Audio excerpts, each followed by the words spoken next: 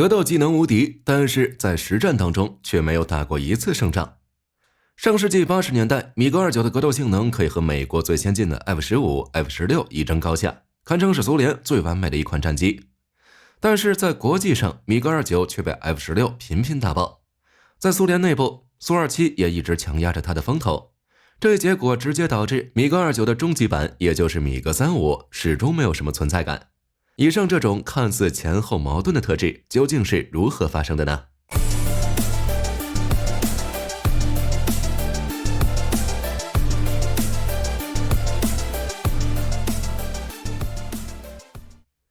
从一定程度来讲，苏联空军的战机基本上都是因为技术水平不够，只能特化部分指标和美国死磕。比如米格29，这是一种在航空技术落后美国的前提下，单纯追求飞行性能的战机。米格29的设计重点是战机的高压音速机动性、加速性以及爬升性能。全后掠下单翼、双垂直尾翼使其飞行特性与大黄蜂相似。瞬时转弯性能非常强悍，而且还不会出现大黄蜂那样转弯后会损失一定的高度。加上 273 这种具备大离轴角发射能力的空空导弹以及头盔瞄准具，飞行员看到哪儿就能锁定到哪儿。相比之下，同时期的北约战机还必须将机鼻指向目标才能予以锁定。可以说，当时的美国飞行员最怕碰见的就是米格29，被缠上了就跑不掉了。当年德国东西合并之后，北约使用米格29与 F16 近距离格斗。美国使用的 F16 还是刚生产没几个月的 F16， 这是当时唯一采用完全数字电传飞控的战机。而东德的米格29用的是过时的倒置卡塞格伦天线，等于没有下驶能力，告警机的性能也很差。结果测试结果却让人大跌眼镜，就算美国阵营不讲武德，结果依旧是 F16 完败。无论米格29近距离格斗性能有多好，也无法弥补米格29内心的空虚，因为他的腿实在是太短了。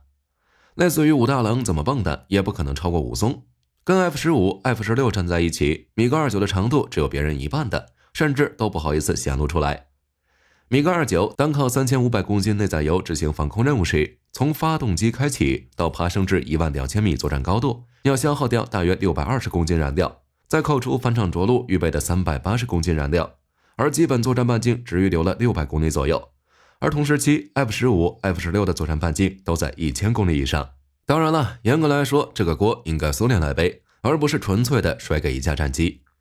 在设计之初，米格29就是盯着高推重比去的。由于要大数量批量生产，就要尽可能的便宜，所以米格29的总体设计思想依旧是皮实耐用，大量使用普通焊接和大型薄钢焊接结构，轻型复合材料仅占比 4%， 气动上也没有采用可以减轻全机重量的静稳定设计。此外，苏联空军还要求米格29必须具备超视距空战能力，如此一来，雷达 IST 一个都不能少。以苏联上个世纪70年代的电子工业水平来看，这些设备的重量无法达到欧洲国家的水平，肯定是要拖后腿的。还有就是米格29辅助进气道的问题，苏联国土面积太大，前线很多都是半铺装和无铺装机场，甚至还保留有草地机场。经过雨雪天气之后，就会变成烂泥地。为了能在野战机场起飞，苏联为米格29设计了一套特殊的进气系统。当米格29在烂泥地起降时，进气口内侧的机械自动隔板就会完全堵住进气口，防止发动机吸入跑道上的碎石杂物。发动机改为从背部的栅状辅助进气口进气，从而可以在任何恶劣跑道迅速投入使用，而不是只依赖于维护良好的空军基地。苏27、雅克教练机也有类似的设计，在进气口安装防异物滤网，只是米格29辅助进气道的设计，增加了机体重量，导致米格29无法在前机身边条内布置大型机身油箱，这也就是为什么它的载油系数只有 0.23 的原因。内部载油量少，加上大推力发动机，航程能远才怪。这种先天的缺陷导致米格29在国际市场上的销量极其惨淡，加上米格29多次在局部战争中被击落，名声更是一落千丈。甚至有人认为，与 F16 相比，米格29属于一款失败的战机。不过火力军认为，以上虽然是一个事实，但也并非那么绝对。米格29只是为了满足苏军在东欧前线的作战需求所设计的特殊型号，它可以通过机动性的优势拦截 F15 的强势制空。对于苏联的地面指挥系统而言，这样的战绩简直算是完美了。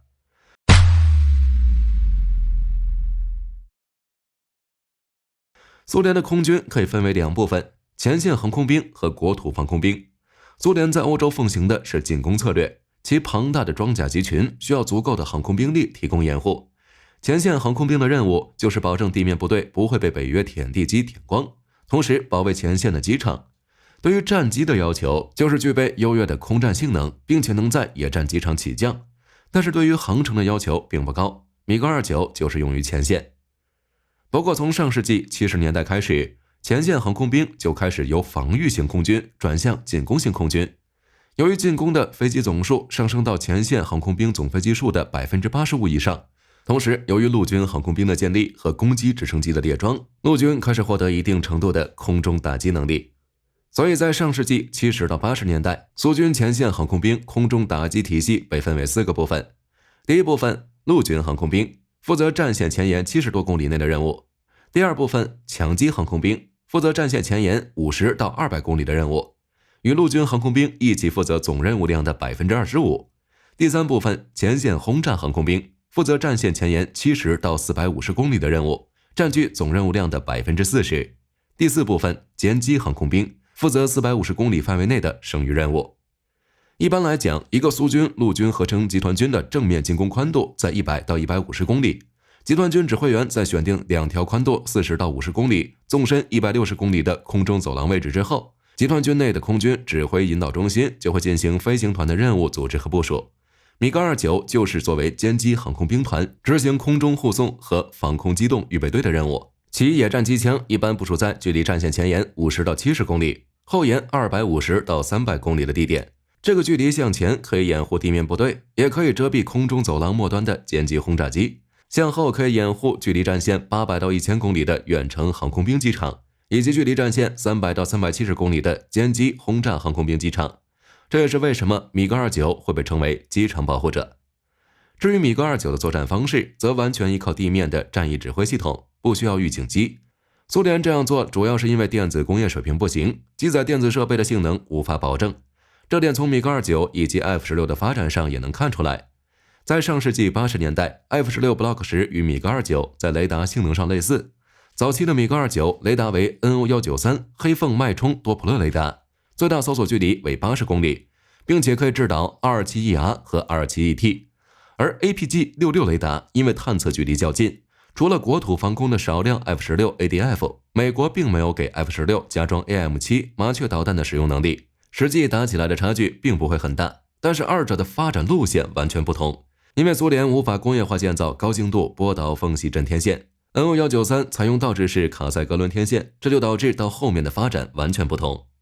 比如上世纪80年代之后的 F-16CD Block 25换装了 APG-68， 装备了先进的多的衍射式 HUD 屏显，不仅可以为 AM7 MP 麻雀进行半主动雷达制导，还可以为 AMG-65D 热成像小牛以及 AM120 提供兼容支持，性能和 NO193 完全不在一个档次。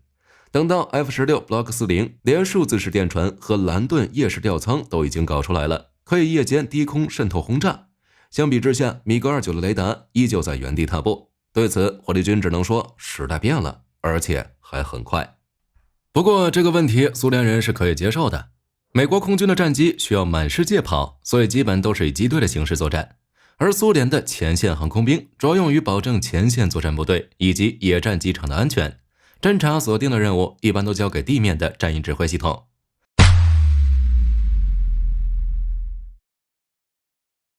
在苏联的前线，空气 EM、光线2、光线3、光线4等系统的引导距离一般都在400到500公里，所以米格29的腿短、雷达落后等问题对于苏联来讲并不算什么，甚至说这些也是优点。换个角度考虑，特殊的辅助进气道可以使米格29在任何条件下起降。大推力发动机虽然降低了战机航程，但是机动性更好，相对呢战力也就更强。在武器挂载上，米格29继承了米格23 MLA 的空战挂载能力，2发中距弹，4发格斗弹。大战一旦爆发，米格29的任务就是挂上2发227、4发273，在己方坦克集团军的预定进攻方向向前50到100公里的距离清扫天空，根据地面战役指挥系统给出的北约飞机来袭方向，高度拦截敌机。只要能活着把肚子里的6发导弹打完，米格29就可以打道回府了。至于剩下的敌机，那就是另一批米格29的任务了。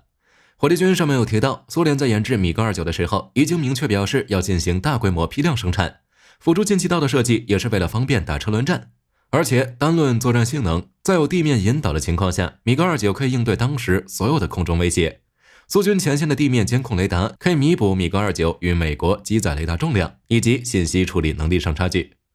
在近距离格斗时，米格29是独一档，不需要战役指挥系统插手。米格29的头盔瞄准具加上273的大离轴角攻击能力，飞行员看到哪儿打到哪儿，整个一个人形自走炮。当年的 F-15、F-16 根本扛不住，以至于在 DCS 的宣传片里经常会出现米格29被击落的画面，可见欧洲飞行员对米格29的怨念。这种情况直到 F-16C 装备投瞄后才反了过来。米格29诞生之后，苏联希望其可以与前辈米格15、米格21那样，在国际市场上独领风骚。只是事实刚好与此相反，除了华约国家，很少有国家采用这款战机。而且整个华约算在一起，到1991年年初，米格29的数量也只有790架。与之相比，截止到1991年，北约 F-16的数量已经远超华约米格29的 2.8 倍左右。在实际作战中，米格29也没有表现出自己的能力。1991年的海湾战争中，美国空军的 F-15C 先后击落4架伊拉克的米格29。1999年的科索沃战争中，北约宣称一共击落11架米格29。在这些较量中，米格29损失惨重，并且没有足够的能力争夺战场制空权。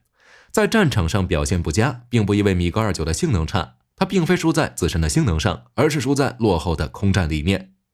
米格29在实际作战中高度依赖苏军在欧洲前线布置地面引导系统加以引导和指标，在没有完整国土防御体系的情况下，很难驾驭这种性能较为极端的战机。而以上战役当中，这些装备了米格29的参战国，信息化的空中作战体系明显与北约国家相差甚远。因此可以得出结论，米格29战绩不佳，不是输在平台，而是输在体系。